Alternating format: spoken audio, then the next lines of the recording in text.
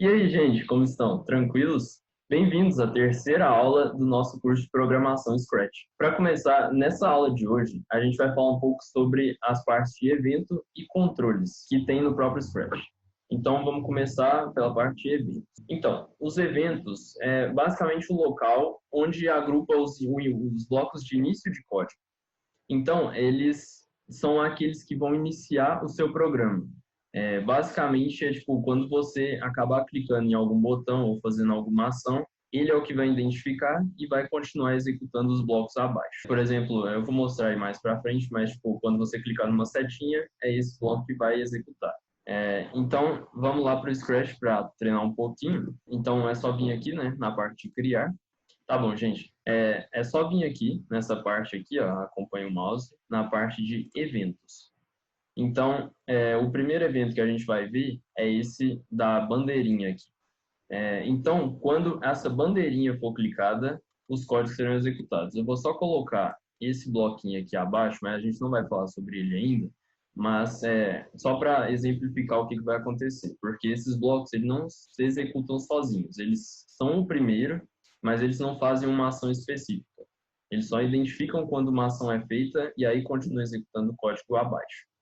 Então, quando eu clicar nessa bandeira, que sempre é o início mesmo do programa, quando você criar um programa, você vai clicar nessa bandeirinha para conseguir começar o código. Então, quando eu clicar aqui, ele executa a ação. Sempre que eu clicar, ele executa. E esse é basicamente o início do nosso programa. Aí a mesma coisa vale para outros blocos, por exemplo, esse segundo aqui, que é quando a tecla espaço for pressionada. Então, sempre que eu clicar a barra de espaço, ele vai identificar. Estou clicando na barra de espaço. E eu posso trocar para qualquer outra tecla do computador. Tem todas as letras e tem também as setas. Então, qualquer tecla que eu clicar, ele vai executar. Vamos para a terceira, então. A terceira é quando este ator for clicado. Então, sempre que eu clicar no ator, ele executa. Com o mouse, eu clico nele e ele executa isso. Eu posso trocar, eu posso colocar qualquer outro comando aqui. Nesse aqui, por exemplo, é só para exemplo mesmo. Então, quando eu clico nele, aí ele faz essa ação. A gente também pode executar esse do cenário, que, tipo, esse aqui é um pouco mais específico. Às vezes você vai ter vários cenários, como a gente vai explicar mais para frente, e cada vez que você mudar de cenário, existem ações para fazer isso, mas quando mudar de cenário, às vezes você quer alterar a skin do seu personagem, alterar a forma como ele é, ou fazer ele mover para outro lugar. Então é esse bloco que vai acontecer aqui. Tá, esse aqui é interessante. Aqui, ó, vocês percebem que enquanto eu falo, ele vai se movendo aos poucos. E essa é a ideia do ruído. Tem tanto ruído quanto cronômetro. Então, quando ele percebe a parte do microfone, quando eu falo mais alto, aí ele executa a ação de mover o personagem. Esse bloco, então, ele basicamente fica percebendo quando o microfone está sendo ativo de um jeito mais alto. Eu posso alterar o valor aqui dentro e colocar, por exemplo, 50. E aí, enquanto eu falo normalmente, você percebe que ele vai andando. E se eu colocar um valor bem mais alto, aí ele não vai conseguir andar tão fácil. Eu vou tentar dar um exemplo aqui, vou colocar 100 mil. 100 mil, tá bom. 50 mil? 1000. Então, quando eu coloco 1000, vocês percebem que eu falando não vai funcionar, porque 1000 é um valor muito alto para o ruído. Mas aí funciona mais ou menos assim. E também tem a variável do cronômetro, que aí ela funciona que cada vez que o cronômetro passar de tal ponto, ele vai executar a ação. E aí eu posso colocar ele para reiniciar se eu quiser também. Tá, esse aqui é um pouco mais interessante. Esses blocos aqui, o de quando eu receber e o de transmita, eles funcionam juntos. Então, quando eu executar essa ação aqui, imaginando que está lá no... Vou até pegar um outro bloco aqui de comando. Quando eu clico na bandeirinha, ele transmite uma mensagem e você percebe que não tem nada aqui para baixo. Não tem nada. Então, quando ele enviar essa mensagem aqui, essa outra caixa, a partir desse quadro aqui, ele vai mostrar, tipo, quando eu receber essa mensagem que foi transmitida, aí ele executa esse espaço. E você pode continuar o código aqui para baixo sem problema. Então, quando eu clico aqui, ele mexe. Por quê? Porque ele transmitiu para cá e aqui transmitiu a mensagem para esse bloco. e esse bloco executou o código abaixo. Então, se eu tiro isso aqui e clico na bandeirinha, ele não executa. Agora, se eu clicar na bandeirinha com esse código junto, ele mexe porque ele chega até aqui. E a mesma coisa com esse de baixo. A diferença é que o código ele vai ficar esperando toda a ação acontecer nesse daqui para depois continuar executando aqui abaixo. Nesse caso aqui você não vai conseguir perceber muito bem porque o código não é muito grande. Mas quando ele clica, essa parte aqui executa e depois ele continua o código. Só quando acabar tudo isso aqui que ele vai vir para cá. E eu estou deixando aqui umas atividades para que vocês tentem fazer. Eu vou tentar fazer um vídeo explicando como fazer cada questão e vou colocar em outra playlist. E aí vocês conseguem acessar e ver os resultados, mas tentem fazer por vocês mesmos. Tentem fazer essas atividades aqui, tira um print, sei lá, ou só pausa o vídeo e tenta fazer. Não é nada muito complicado, foi só dos que a gente usou mesmo. Agora a gente vai para a parte de controle. Controle é uma outra abinha que você consegue ver lá no spread. E nesse de controle, ele vai fazer o código tomar decisões a partir de alguma coisa que acontecer. E ele pode usar variáveis, outras coisas que a gente vai explicar mais para frente. Mas ele basicamente vai tomar uma decisão ou ele vai repetir o que acontece, algum código que acontece. Então, só dando um exemplo. Então, é só vir aqui nessa parte de controle. A gente vai usar primeiro esses repita. Então, eu vou utilizar o bloco de controle daqui e vou colocar um mover, só para servir de exemplo mesmo.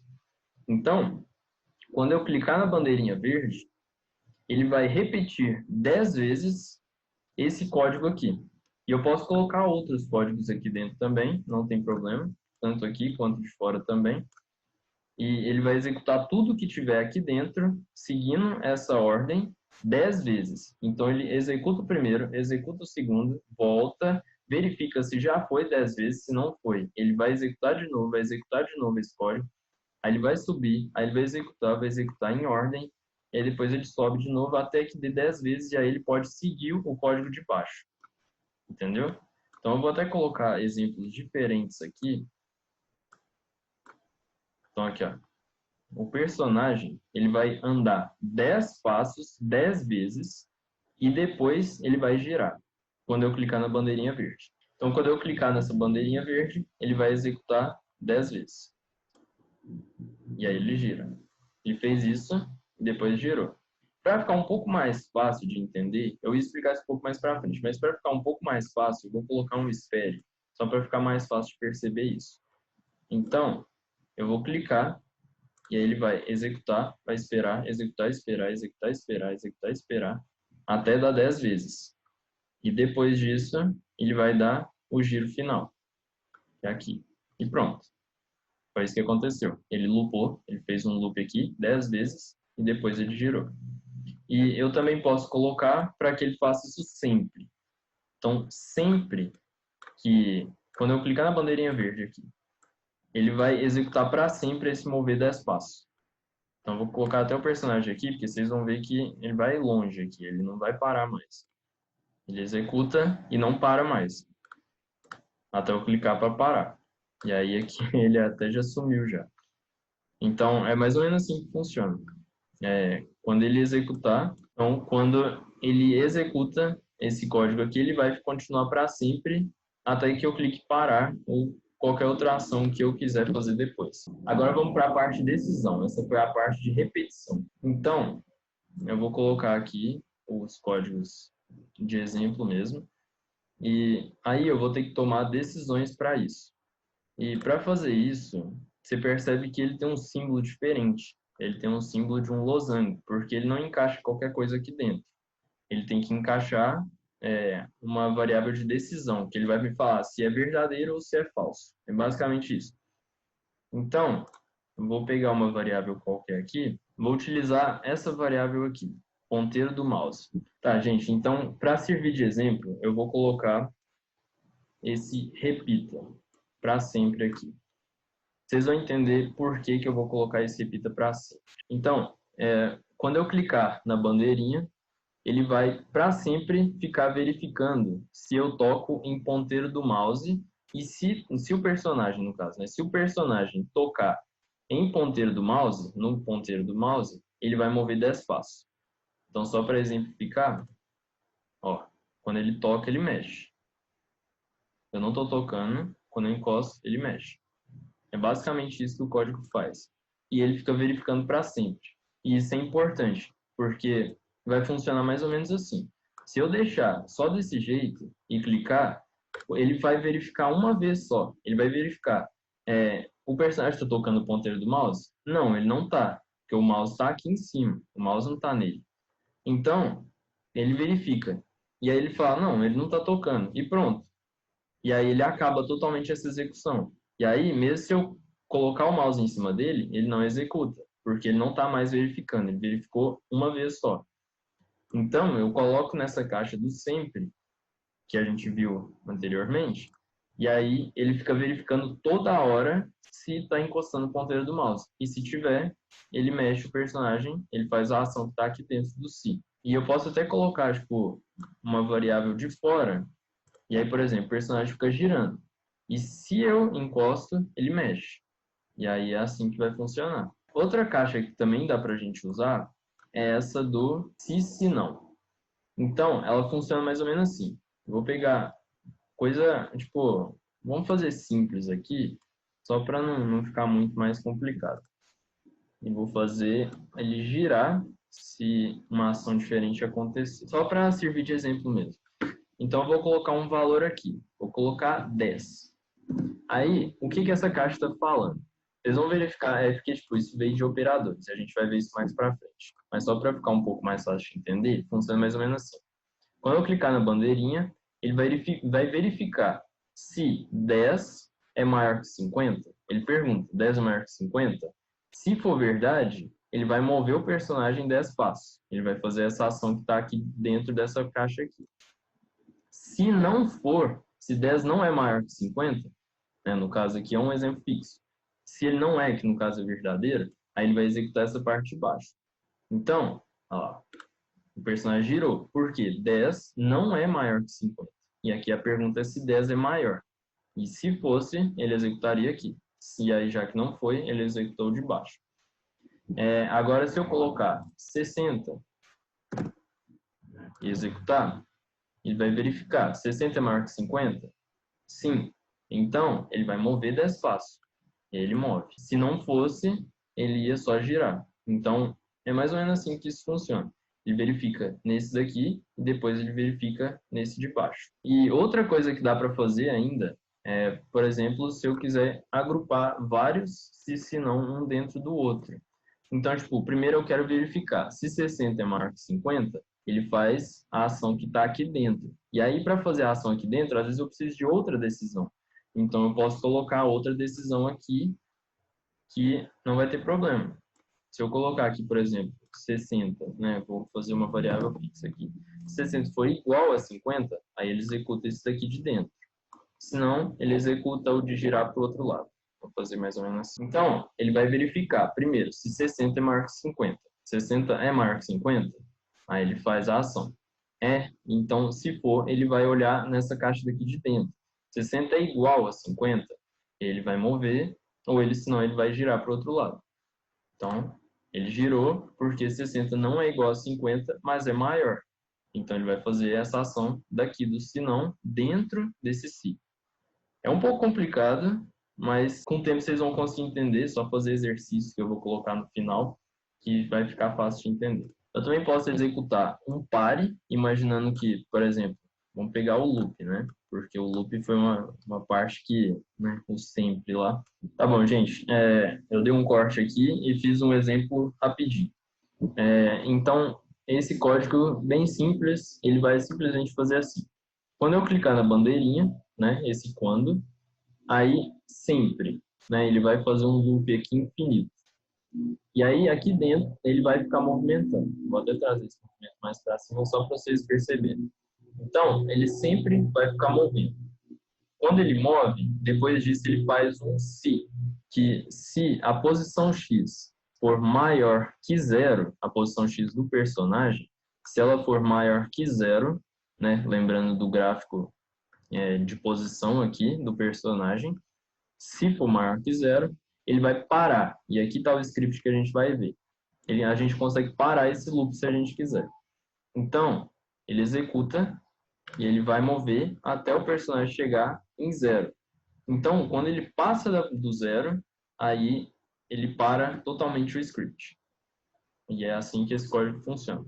E aí a gente pode definir se a gente quer que para tudo, ou seja, se a gente quer que para todos os scripts e feche o programa, basicamente, ou se a gente quer que pare somente esse script, então só o que está no personagem, ou outros scripts também no ator. Então, tipo, nesse aqui, todos os outros que, por exemplo, tem um loop infinito, vão parar, mas nesse ator só, nos outros atores vão continuar existindo. Imagina, sei lá, o personagem no joguinho que você fez, ele morreu, assim. Então você quer que para tudo nele, mas não para no jogo totalmente em si. Ou senão a gente para somente nessa caixa aqui, que é o nesse script. E aí ele para totalmente só nessa caixa. E é assim que isso funciona. Olha lá. Em qualquer posição que a gente coloque, ele vai até chegar no 0 e depois ele para. Tá bom, gente. Agora eu vou explicar um pouco sobre um outro comando que tem também em controle, que é o quando eu começar como um clone. E aí, tipo, ele tem 3 comandos que vão vir basicamente juntos, nesse caso. Então, o primeiro é o crie um clone deste ator. E o outro é quando eu começar como um clone. E o outro é apague este clone. O primeiro vai ser que eu vou criar um clone deste ator. E eu posso escolher também criar um clone de outros atores. Então, quando a bandeirinha for clicada, um clone vai ser gerado. E aí, ele vai verificar. Quando um personagem que a gente criou como clone, quando ele iniciar como um clone aqui, aí tipo, é nessa parte dessa daqui que a gente vai ver isso, ele vai executar todo o comando de baixo, só que no clone. Mas aí vocês ficam se perguntando, mas o que é um clone? O que é isso? Então, é basicamente uma cópia do personagem que a gente tem, sem ser o personagem mesmo, sem ser o original. Então, aqui ó, só para dar um exemplo, surgiu um clone do ator, esse ator aqui, ele continua existindo. Vou até colocar um pare aqui, só para ficar um pouco mais fácil de perceber. Olha lá, ele executa, e aí a gente tem 2 clones agora. A gente tem 2 clones. E não parem só 2, só 2 clones não, né? Um clone e um original. E não para só em um clone, a gente pode criar vários, se a gente quiser. Dá para criar muitos outros. O ponto é que não dá para ficar criando clones demais também, porque senão o programa provavelmente vai acabar ficando muito lento, alguma coisa assim, porque clones demais dá problema. Mas aí a gente pode fazer com que esse clone seja apagado também. Então, quando eu executo, ele gera um clone e some depois. Eu posso colocar assim, eu posso colocar para ficar em loop. Vou só colocar aqui só para servir de exemplo, mas não é recomendado vocês ficarem fazendo isso não. Isso aí deixa o código um pouco lento. Então, olha lá.